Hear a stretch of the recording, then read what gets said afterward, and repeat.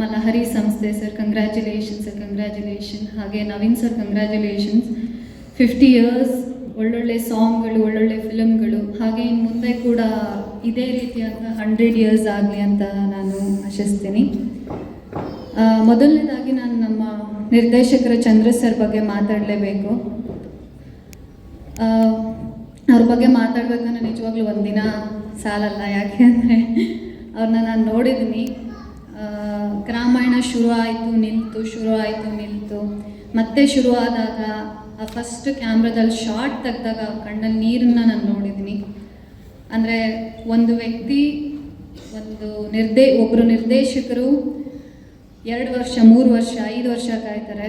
ಆದರೆ ಚಂದ್ರು ಸರ್ 10 ವರ್ಷ ಕಾದು ಎಲ್ಲೂ ಕುಗ್ದೆ, ಯಾವ ತಾಳ್ಮೆನೂ ಕಳ್ಕೊಳ್ಳದೆ, ಎಲ್ಲ ನೋವುಗಳು, ಎಲ್ಲ ಕಷ್ಟಗಳನ್ನ ತಮ್ಮ ಮನಸ್ಸಲ್ಲೇ ಇಟ್ಕೊಂಡು ಕೊನೆಗೂ ಈ ಒಂದು ಸಿನಿಮಾನ ಮುಗಿಸಿ, ಕೊನೆಗೂ ಈ ಒಂದು ಸಿನಿಮಾನ ರಿಲೀಸ್ವರೆಗೂ ತಗೊಂಡು ಬಂದಿದ್ದಾರೆ, ಎಲ್ಲೂ ಬಿಡದೆ.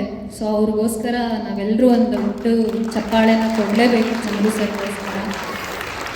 ಹಾಗೆ ಅವ್ರ ತಲೆಯಲ್ಲಿ ಕುಸುಮ, ಈ ಸಿನಿಮಾದಲ್ಲಿ ನನ್ನ ಪಾತ್ರ ಕುಸುಮ ಅನ್ನೋ ಒಂದು ಪಾತ್ರನ ಮಾಡಿದ್ದೀನಿ. ಒಂದು ಹಠವಾದಿ, ಒಂದು ಗಟ್ಟುಮುಟ್ಟು ಹೆಂಗಸು ಅಂತಲೇ ಹೇಳ್ಬೋದು. ಯಾರ ಬಗ್ಗೆನೂ ತಲೆ ಕೆಡಿಸ್ಕೊಳ್ಳಲ್ಲ.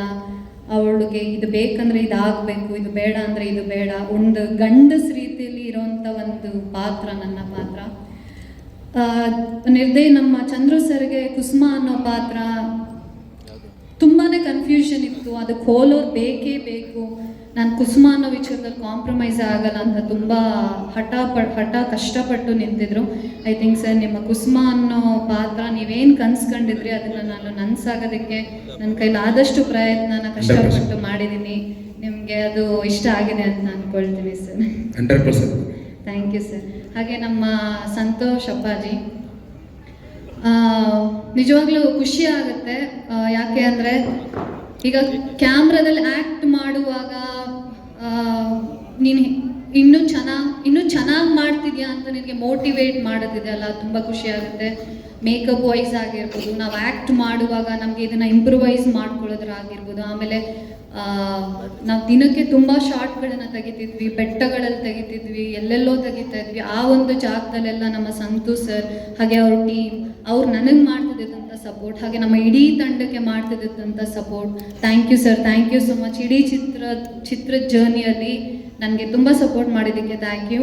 ಹಾಗೆ ಗೋಪಿ ಅಣ್ಣ ನಿಜವಾಗ್ಲೂ ಅವ್ರ ಜೊತೆಗೆ ಕೆಲಸ ಮಾಡೋದಕ್ಕೆ ತುಂಬ ಖುಷಿ ಆಗುತ್ತೆ. ನನ್ನ ಅವರ ಸೀನ್ ತುಂಬ ಇದೆ ಈ ಸಿನಿಮಾದಲ್ಲಿ.